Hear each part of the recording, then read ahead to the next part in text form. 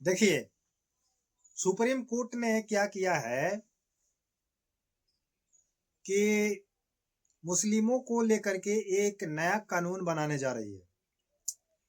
तो इस नए कानून के तहत बहुत कुछ बदलाव होने जा रहा है। तो अब समझ लीजिए कि जो नया कानून बन रहा है, जो सुप्रीम कोर्ट ने क्या किया है, इसको लागू किया है।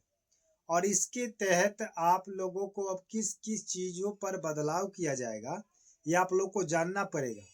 नहीं जानिएगा तो जितने लोग जान चुके हैं, समझिए कि अब मुस्लिमों के लिए ये हाहाकार साबित होगी। समझ रहे हैं कि नहीं? तो मुस्लिम वर्ग के जितने भी लोग हैं, क्या ये नियम उन्हीं पर लागू होगा या सभी धर्म पर लागू होगा, सभी जाति पर लागू होगा? तो इन सबको हम लोग क्लियर करेंगे जो सुप्रीम कोर्ट ने आदेश लागू किया है, लेकिन खास करके मुस्लिम वर्ग के लिए किया गया है। इसमें क्या क्या आएगा, इसमें नया कानून जो बनने जा रहा है, इसमें यूसीसी नियम बनाया जाएगा, जिसमें आपका आ जाएगा विवाह को लेकर के आ जाएगा, बहु विवाह को लेकर आ जाएगा, समान उत्तराधिकार की बात आ जाएगा, लिव इन रिलेशनशिप का बात आ जाएगा, उसके बाद है आपका तलाक का बात आ जाएगा, बंटवारा का बात आ जाएगा, आपका निवास का बात आ जाएगा। ये कुल मिलाकर के सब चेंज होने वाला है।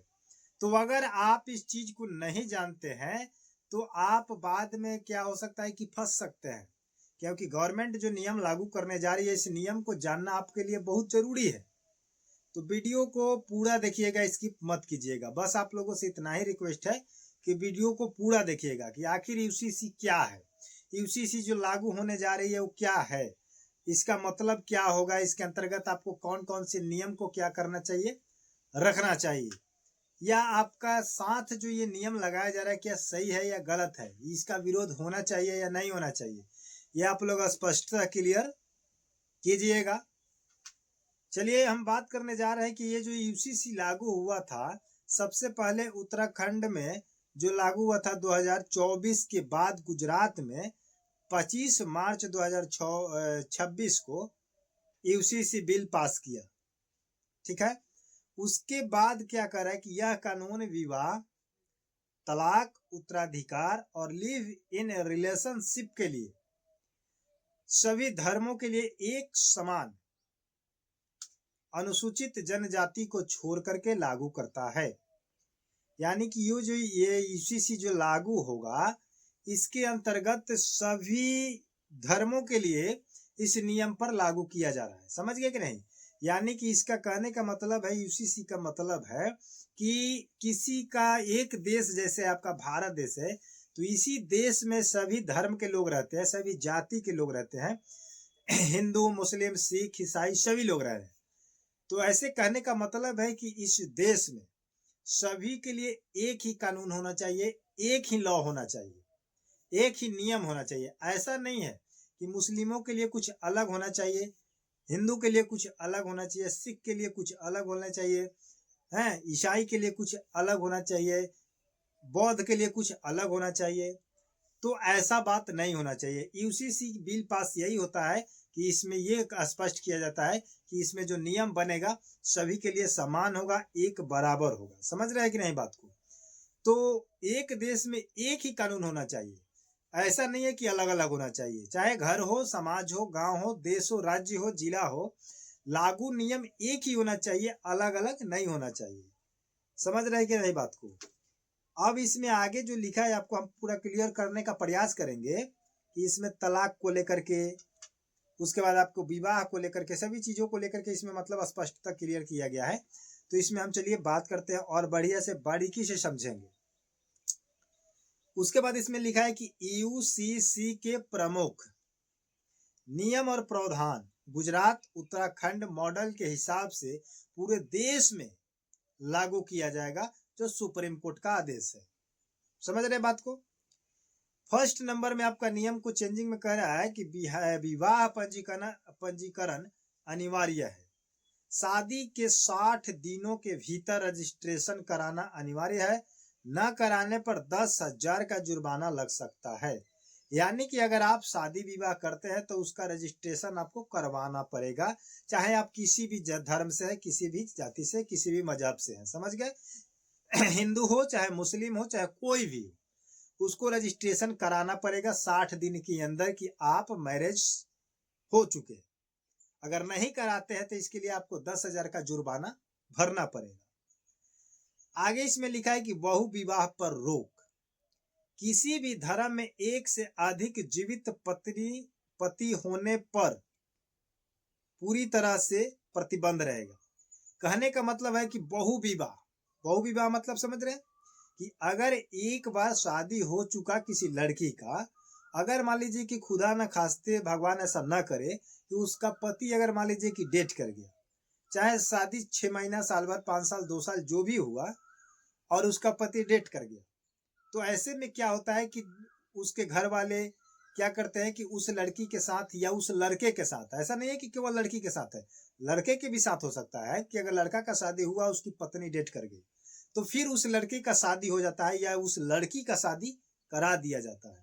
तो इसी चीज को लेकर के कह रहा है कि बहु विवाह पर रोक होगा कि किसी भी धर्म से एक से अधिक जीवित व्यक्ति जो होंगे वो पूरी तरह से प्रतिबंध रहेगा, उनका शादी दोबारा नहीं होगा। अगर एक बार हो चुका, एक बार शादी आप करा लिए, एक बार रजिस्ट्रेशन करा लिए, उसके बाद अगर आप दोनों पति पत्नी में से कोई एक अगर डेट कर जाता है तो आप दोबारा शादी नहीं कर सकते हैं।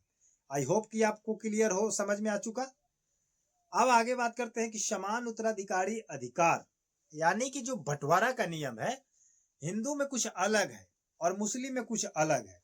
इस चीज को लेकर के गवर्नमेंट ने क्या किया है कि इस नियम को बदलने का प्रयास किया है यूसीसी के माध्यम से। तो समान उत्तराधिकार नियम जो है अच्छा है कि अगर आप बेटों का हक बराबर देते हैं तो बेटियों का भी हक बराबर होना चाहिए। ऐसा नहीं है कि बेटा आपका घर का है तो उसका हक होना चाहिए और बेटी का नहीं होना चाहिए। तो इसमें वही लिखा है कि बेटों और बेटियों को संपत्ति में समान अधिकार मिलेगा। वसीयत न होने पर पति या पत्नी, बच्चे और माता पिता का बराबर हक होगा।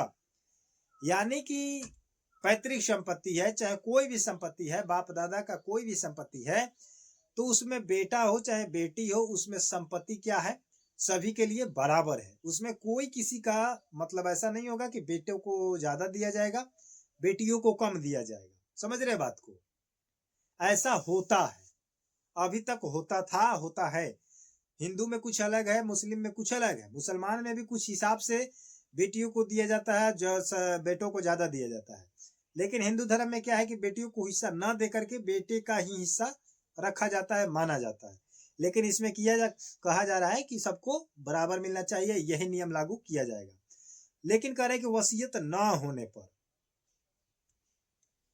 होने पर मान लीजिए कि माता पिता किसी एक व्यक्ति को, किसी एक बेटे को या किसी बेटी के नाम से या किसी अपने चहेते व्यक्ति को अगर वसीयत कर देता है, तो उस स्थिति में वसीयतनामा समझ रहे हैं ना, मतलब किसी एक बेटे के नाम से अगर पूरा प्रॉपर्टी हम कर दे रहे हैं तो उसमें किसी और बेटे का हक नहीं हो सकता है। लेकिन अगर हम वसीयत नहीं किए हैं, मेरा संपत्ति है, मेरे बाप दादा का संपत्ति है, पैतृक संपत्ति है, तो वैसे स्थिति में क्या होगा कि सभी का हक बराबर होगा, बेटा हो या बेटी हो।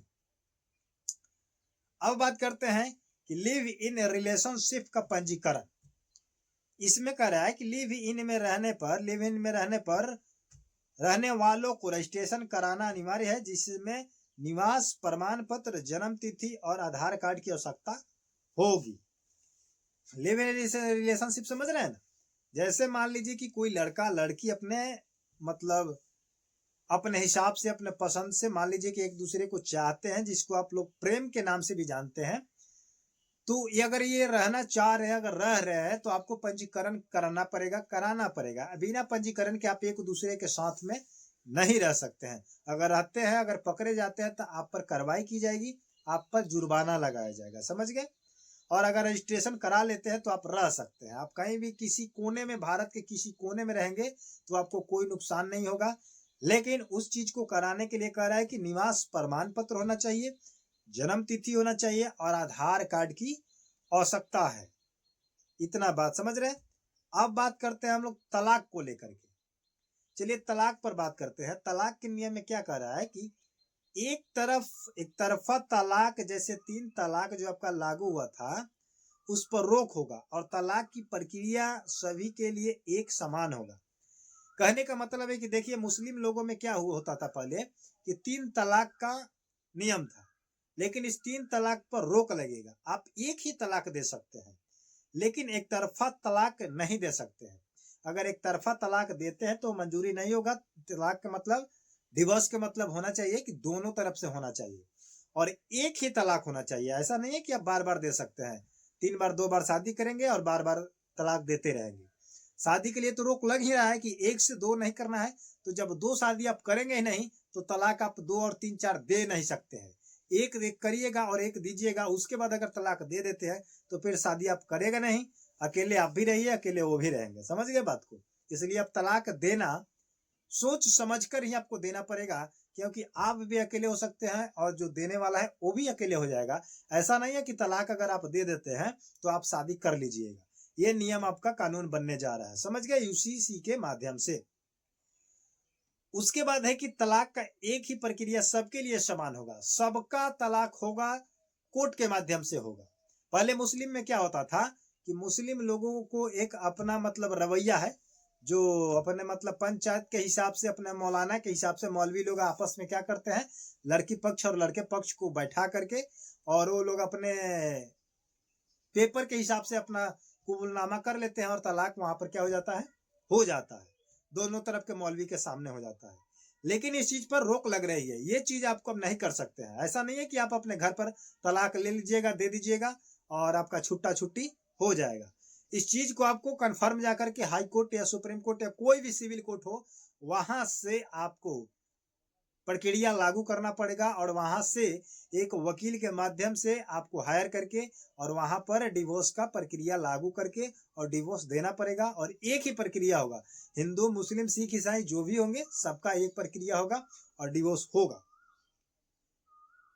उसके बाद कह रहा है कि गोद लेना, समझ गए ना? गोद लेना आप लोग समझते हैं। मान लीजिए कि किसी व्यक्ति को बच्चे अगर नहीं हो पाते हैं तो क्या क्या क्या करते हैं, किसी का बच्चे गोद ले लेते हैं। जैसे अपने भतीजे का हो गया, किसी भाई के लड़के लड़की हो गए, चाहे किसी के भांजा हो गए, भागनी हो गए, ऐसे में क्या करते हैं लोग अपना गोद ले लेते हैं। तो इसकी प्रक्रिया क्या करी है कि गोद लेने की प्रक्रिया धर्मनिरपेक्ष होगी, जिसमें सभी समुदाय के लिए समान अधिकार होगा।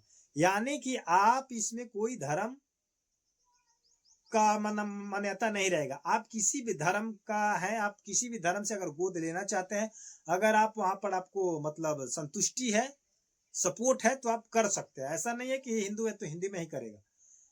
लेकिन अगर मजहबी के हिसाब से अगर पहले था और अभी भी है तो अच्छा बात है, बट इस पर धर्म निरपेक्ष किया जा रहा है कि होगा, समुदाय के हिसाब से अधिकार होगा, आपका समान अधिकार दिया जाएगा। ऐसा नहीं है कि आपको मतलब धर्म के हिसाब से आपको मतलब दिक्कत दी जाएगी, परेशानी दी जाएगी, प्रॉब्लम में डाला जाएगा, ऐसा बात नहीं है। सबका सम्मान, सबका विकास होगा। अब यूसीसी जो आपका लागू होने जा रहा है, ये एक कानून है, एक समान कानून लागू होगा। इसमें देखिए क्या कुछ होता है। सुप्रीम कोर्ट का आदेश आ चुका है। मिलते हैं नए वीडियो के साथ, नए अपडेट के साथ। लेकिन आपको थोड़ा सा हिंट आपको दे दे कि अपवाद में इसमें लिखा गया कि इस कानून के दायरे में अनुसूचित जनजाति एसटी को बाहर रखा जाएगा। अनुसूचित जनजाति एसटी के जितने भी परिवार होंगे उसको इस नियम से बाहर रखा जाएगा, ये लोग इस नियम में नहीं आएंगे। तो देखिए यहाँ पर कुछ बातें डाली गई है।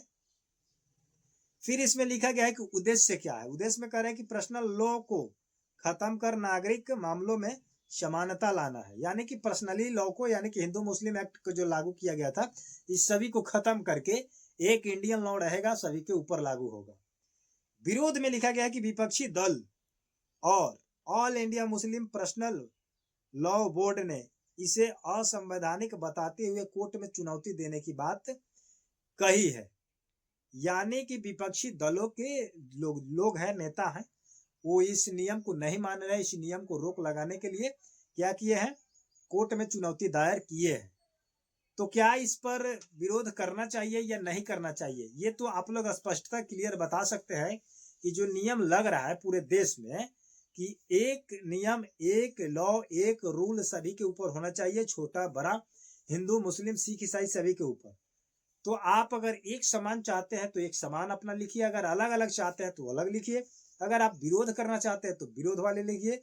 लेकिन जो विरोध अभी कर रहे हैं विपक्षी दलों के पार्टी या कोई भी नेता मंत्री जो भी हो या कार्यकर्ता हो, पार्टी का कार्यकर्ता हो जो कोर्ट में चुनौती दायर किया हुआ है, तो आप लोग इस पक्ष में क्या कहना चाहते हैं कि जो विरोध कर रहे हैं वो सही कर रहे हैं या गलत कर रहे हैं? तो आप लोग कमेंट सेक्शन में जरूर बताइएगा। मिलते हैं नए वीडियो के साथ, नए अपडेट के साथ, तब तक के लिए जय हिंद। वीडियो को अभी तक लाइक नहीं किए तो लाइक करके मोटिवेशन को बढ़ा दीजिए और चैनल को सब्सक्राइब करके वीडियो शेयर कर दीजिए ताकि सभी लोगों को पता चल जाए। धन्यवाद।